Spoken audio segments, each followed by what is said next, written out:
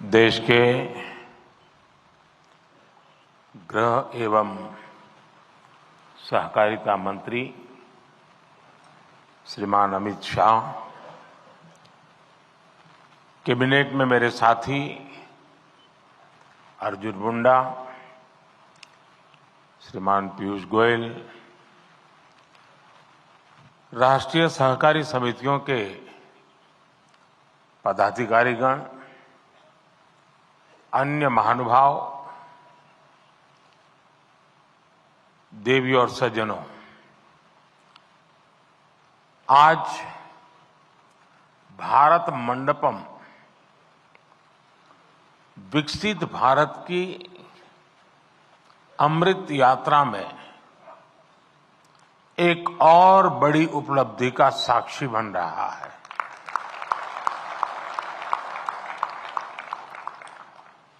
सहकार से समृद्धि,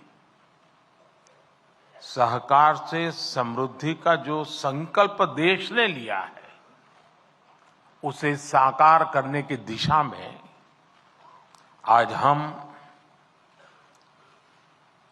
और आगे बढ़ रहे हैं। खेती और किसानी की नींव को मजबूत करने में सहकारिता की शक्ति की बहुत बड़ी भूमिका है। इस सोच के साथ हमने अलग सहकारिता मंत्रालय का गठन किया और अब इसी सोच के साथ आज का एक कार्यक्रम हो रहा है। आज हमने अपने किसानों के लिए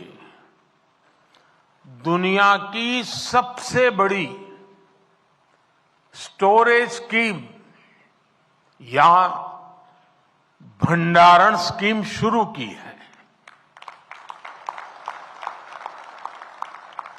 इसके तहत देश के कोने कोने में हजारों वेयर हाउसेज बनाए जाएंगे, हजारों गोदाम बनाए जाएंगे। आज 18,000 पैक्स के कंप्यूटराइजेशन का बड़ा काम भी पूरा हुआ है। ये सभी काम देश में कृषि इंफ्रास्ट्रक्चर को नया विस्तार देंगे, कृषि को आधुनिक टेक्नोलॉजी से जोड़ेंगे। मैं आप सभी को इन महत्वपूर्ण और दूरगामी परिणाम लाने वाले कार्यक्रमों के लिए बहुत बहुत बधाई देता हूं, अनेक अनेक शुभकामनाएं देता हूं। साथियों, सहकारिता भारत के लिए बहुत प्राचीन व्यवस्था है। हमारे शास्त्रों में भी कहा गया है, अल्पानाम अपि वस्तूनाम, अल्पानाम अपि वस्तूनाम संहति ही कार्य साधिका। अर्थात छोटी छोटी वस्तुएं, थोड़े थोड़े संसाधन भी सब साथ जोड़ दिए जाते हैं तो उनसे बड़े कार्य सिद्ध हो जाते हैं। प्राचीन ग्राम अर्थव्यवस्था में सहकार की यही स्वतः स्फूर्त व्यवस्था काम करती रही है।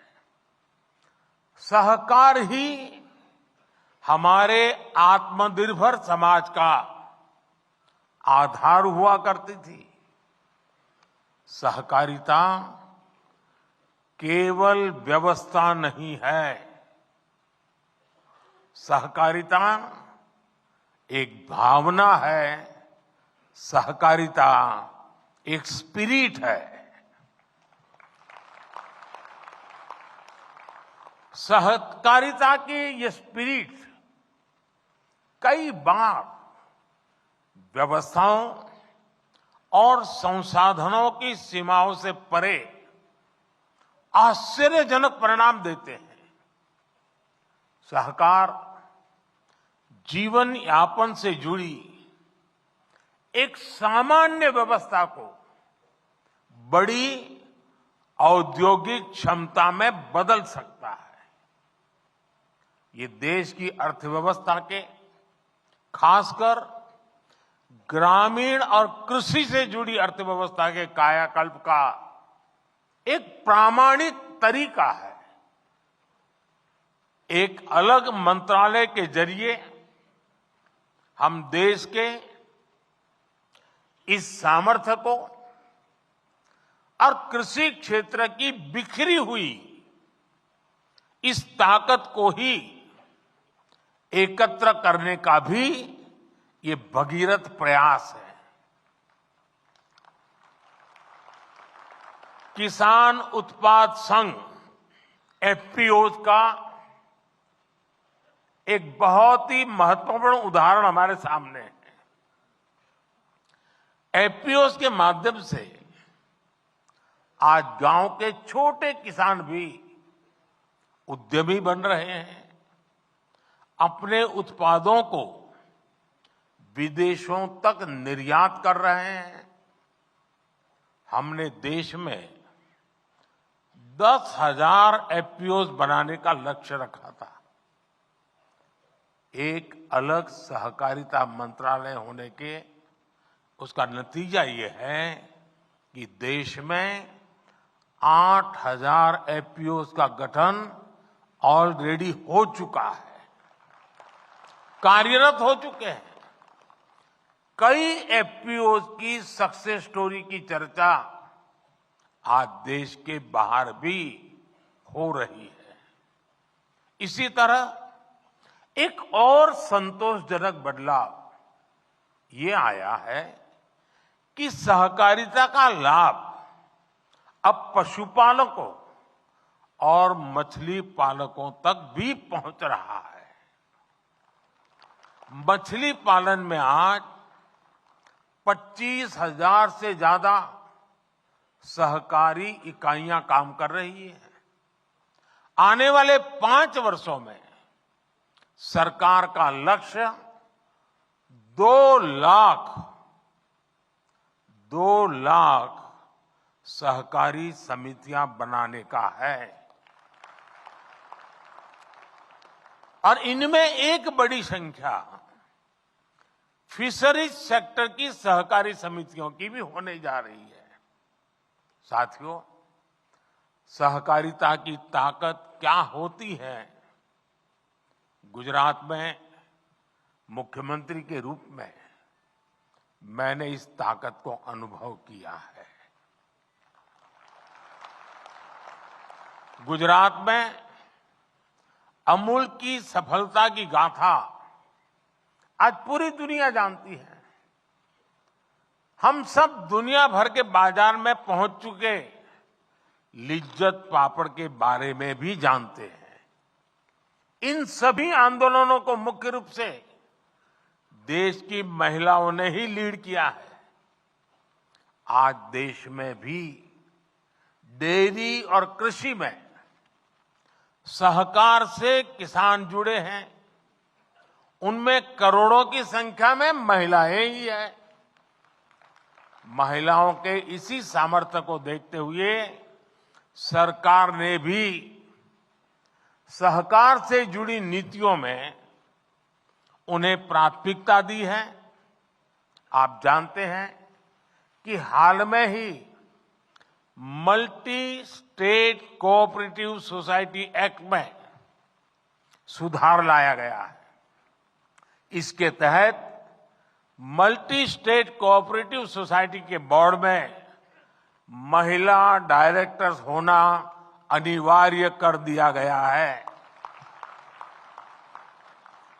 हमारे देश में संसद में अगर नारी शक्ति वंदन अधिनियम पास होता है तो बहुत चर्चा होती है, लेकिन ये उतनी ही ताकत वाला बड़ा महत्वपूर्ण कानून हमने बनाया है, लेकिन बहुत कम लोग उसकी चर्चा करते हैं। साथियों, सहकारिता किसान की व्यक्तिगत समस्याओं का कैसे सामूहिक शक्ति से समाधान करती है, भंडारण भी इसका एक बड़ा उदाहरण है। हमारे यहां भंडारण से जुड़े इंफ्रास्ट्रक्चर के अभाव में किसानों को बहुत नुकसान उठाना पड़ता था। पिछली सरकारों ने कभी इस जरूरत पर उतना ध्यान ही नहीं दिया, लेकिन आज सहकारी समितियों के जरिए इस समस्या का हल किया जा रहा है। दुनिया की, ये अपने आप में बहुत बड़ी बात है, दुनिया की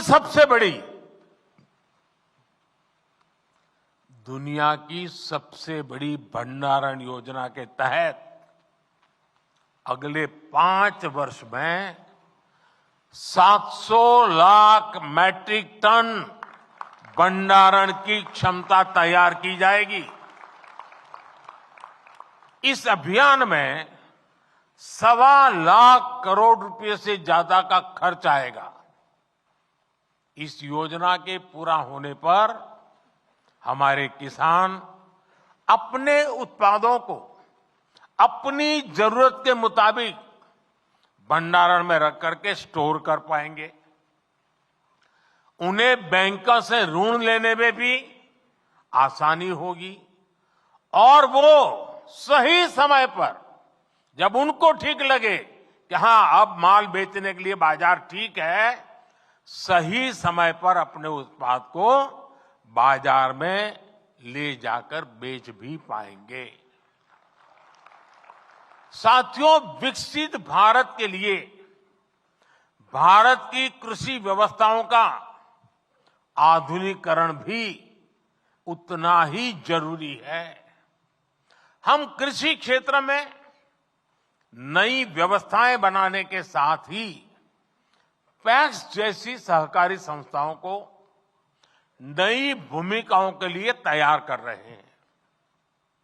ये समितियां अब प्रधानमंत्री जन औषधि केंद्र का भी काम कर रही है। इनके द्वारा हजारों प्रधानमंत्री किसान समृद्धि केंद्र भी संचालित हो रहे हैं।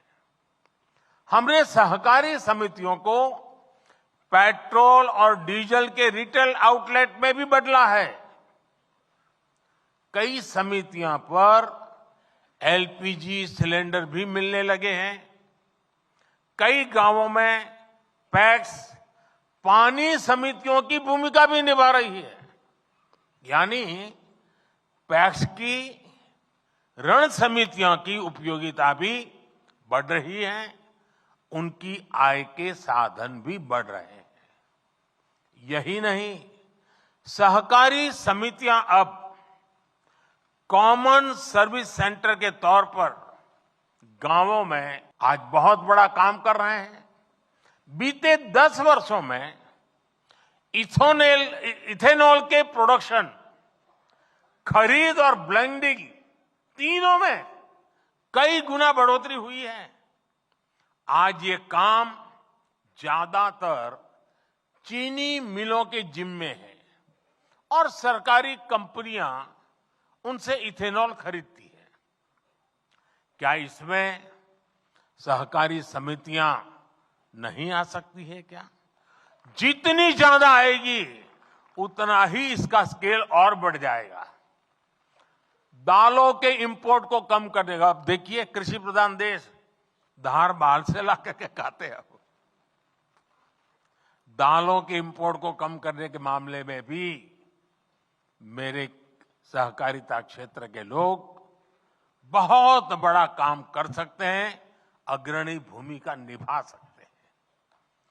मैन्युफैक्चरिंग से जुड़े भी अनेक छोटे छोटे सामान है जो हम सभी इंपोर्ट करते हैं, लेकिन कोऑपरेटिव्स की मदद से हम उन्हें देश में ही बना सकते हैं। साथियों, आज प्राकृतिक खेती पर हम बहुत बल दे रहे हैं। इसमें भी कोऑपरेटिव्स बहुत बड़ी भूमिका निभा सकते हैं। अन्नदाता को ऊर्जादाता और अन्नदाता को उर्वरक दाता बनाने में भी कोऑपरेटिव की बहुत बड़ी भूमिका है। अगर कोऑपरेटिव उसमें हाथ लगा दें, एकदम तेजी से परिणाम आ जाएगा।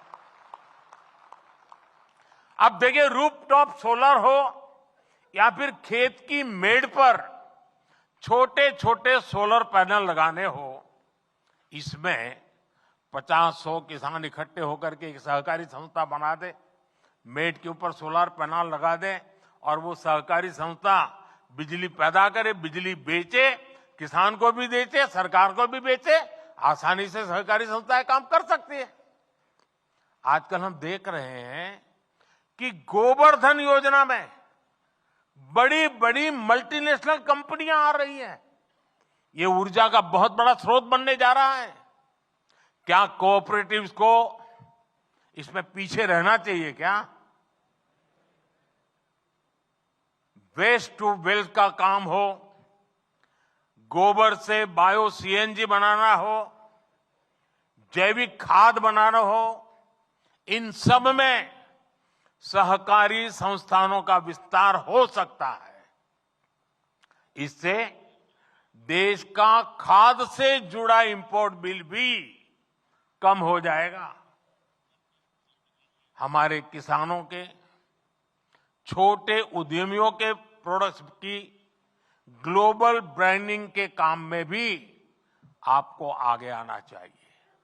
अब देखिए, गुजरात का मैं, और पहले गुजरात में जो डेयरी थी सब अलग अलग नाम से काम करते थे। जब से अमूल एक ब्रांड बन गई, डेयरी बहुत है, अलग अलग है, लेकिन अमूल एक ब्रांड बन गई, आज ग्लोबली उसकी आवाज सुनी जाती है। हम भी हमारे अलग अलग उत्पाद का एक कॉमन ब्रांड बना सकते हैं। हमें अपने मिलेट्स यानी श्री अन्न, इस ब्रांड को हमारा लक्ष्य होना चाहिए। दुनिया के हर डाइनिंग टेबल पर भारत के ब्रांड का मिलेट्स क्यों ना हो।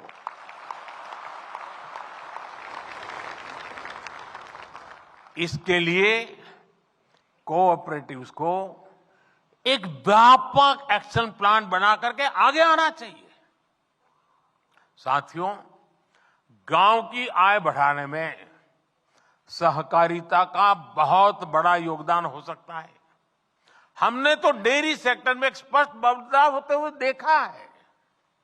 अभी पिछले 3 दिन से मैं कहीं न कहीं सहकारी क्षेत्र कार्यक्रम में ही रहता हूं। पहले गया अहमदाबाद में, अमूल के 50 साल हुए थे। फिर कल बनारस में था, काशी में, वहां बनारस डेयरी का उद्घाटन किया था। बनारस का अनुभव है कि वहां डेयरी सहकारिता का आने से बहनों की, पशुपालकों की आय एकदम तेजी से बढ़ रही है। सहकारिता बढ़ने से एक और क्षेत्र में प्रवेश हुआ है।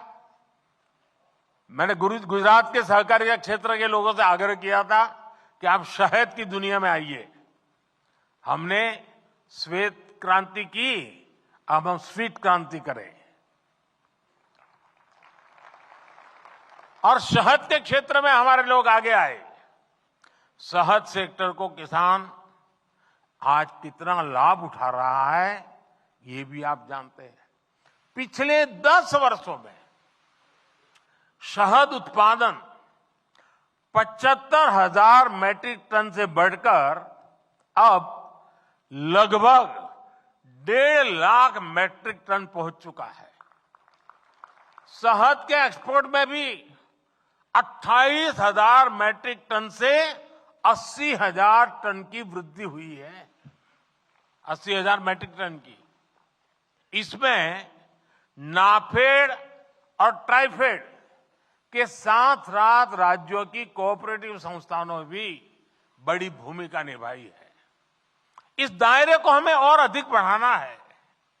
साथियों, गुजरात में हमने देखा है कि जब दूध का पैसा सीधा बहनों के खातों में जाना शुरू हुआ तो उसका एक सार्थक सामाजिक परिवर्तन आया। अब तो हमारी सहकारी समितियां, हमारे पैक्स कंप्यूटराइज हो चुके हैं। इसलिए अब यह सुनिश्चित होना चाहिए कि जो भी काम हो, जो भी पेमेंट्स हो, वो डिजिटली हो। विशेष रूप से कोऑपरेटिव बैंक्स को डिजिटल टेक्नोलॉजी को आत्मसात करने के लिए तेजी से काम करना चाहिए। एक और विषय सॉइल हेल्थ कार्ड का है। हमने मिट्टी की सेहत की जांच के लिए सॉइल टेस्टिंग का इतना बड़ा प्रोग्राम बनाया है। मेरा सहकारी संगठनों से, पैक्स से आग्रह है कि आप सॉइल टेस्टिंग के छोटी छोटी लैब्स अपने इलाके में बनाइए और किसानों को आदत डालिए कि लगातार वो अपनी जमीन की सेहत देखता रहे, मिट्टी की सेहत देखता रहे। सॉइल टेस्टिंग का हम नेटवर्क बनाएं। साथियों, सहकारिता में युवाओं और महिलाओं की भागीदारी कैसे बढ़े, इसको लेकर भी हमें अपने प्रयास बढ़ाने होंगे। और मैं तो सहकारी क्षेत्र में जहां पर किसान जुड़े हुए हैं, वे एक काम कर सकते हैं। साल में उनको कह सकते हैं कि आपको जो डिविडेंड वगैरह मिलता है, अब आपको मुफ्त में आपकी संस्था की तरफ से सॉइल टेस्टिंग करके दिया जाएगा। उनको सिखाया जाएगा कि भाई तुम सॉइल टेस्टिंग से अनुभव के आधार पर अपनी फसलों पर ध्यान केंद्रित करो। साथियों, इससे सहकारिता में नयापन आएगा, एक नई ऊर्जा आएगी। सहकारिता में स्किल डेवलपमेंट की, ट्रेनिंग की जागरूकता को बढ़ाना भी बहुत आवश्यक है। बहुत बदलाव हो चुका है जी, और सारी चीजें कागज पे होनी चाहिए। मुंह जुबानी बातें करने वाला जमाना चला गया और इसके लिए ट्रेनिंग होना बहुत जरूरी है और इसके लिए प्रयास होने चाहिए। पैक्स को, सहकारी समितियों को एक दूसरे से सीखना भी होगा। बहुत सी सहकारी संस्थाएं इनोवेटिव काम करती है, कई इनिशिएटिव लेते हैं। देश के कई इलाकों में इसका पता नहीं होता है। क्या हम बेस्ट प्रैक्टिसेस को शेयर करने के लिए कोई कॉमन पोर्टल बना सकते हैं और सब लोग अपने नए नए अनुभव, नए नए तरीके उस पर अपलोड करते जाएं? इन बेस्ट प्रैक्टिसेस को आगे कैसे बढ़ाया जाए, इसके लिए ऑनलाइन ट्रेनिंग की व्यवस्था हो, कोई मॉड्यूल बने। आप जानते हैं कि एस्पिरेशनल डिस्ट्रिक्ट प्रोग्राम, आकांक्षी जिलों का अभियान, उस प्रोग्राम में एक उसकी विशेषता है हेल्दी कंपटीशन, स्वस्थ स्पर्धा का रैंकिंग का एक सिस्टम बनाया हुआ है और दिन में 10 बार उस रैंकिंग में ऊपर नीचे होता रहता है। हर अफसर सोचता है कि मेरा जिला आगे निकल जाए। क्या कोऑपरेटिव सेक्टर के अलग अलग वर्टिकल बनाए हम, एक एक प्रकार की कोऑपरेटिव का एक वर्टिकल, दूसरे प्रकार की कोऑपरेटिव का दूसरा वर्टिकल, और एक ऐसा मैकेनिज्म बनाएं कि उसमें भी एक healthy competition round the clock चलती हो। सहकारी संगठनों में ये स्पर्धा हो, बेस्ट परफॉर्म करने वालों को इनाम की व्यवस्था हो, ऐसी सहकारी संस्थाओं से नई चीजें बाहर आए। एक बहुत बड़ा आंदोलन जिसको सरकार और सहकारी संस्थाएं मिल करके उसको एक नया रूप रंग दे सकते हैं। साथियों, एक बात सहकारी संस्थाओं के साथ एक क्वेश्चन मार्क लेकर के चलती रहती है। सहकारी संगठनों के चुनाव में पारदर्शिता लाना बहुत जरूरी है।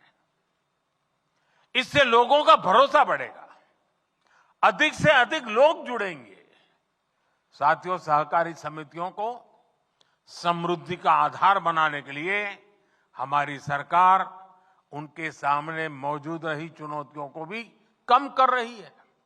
आपको याद होगा, हमारे यहां कंपनियों पर सेस लगाता था, लेकिन सहकारी समितियों को ज्यादा सेस देना होता था। हमने 1 करोड़ से 10 करोड़ रुपए तक की आय वाली सहकारी समितियों पर लगने वाले सेस को 12% से घटाकर 7% कर दिया। इससे समितियों के पास काम करने के लिए पूंजी भी बढ़ रही है, उनके लिए एक कंपनी की तरह आगे बढ़ने के रास्ते भी खुले हैं। सहकारी समितियां और कंपनियों के बीच वैकल्पिक टैक्स भी पहले भेदभाव था। हमने समितियों के लिए न्यूनतम वैकल्पिक टैक्स को 18.5% से घटाकर 15% कर दिया और कॉरपोरेट वर्ल्ड से हमने उसको बराबर ला करके खड़ा कर दिया।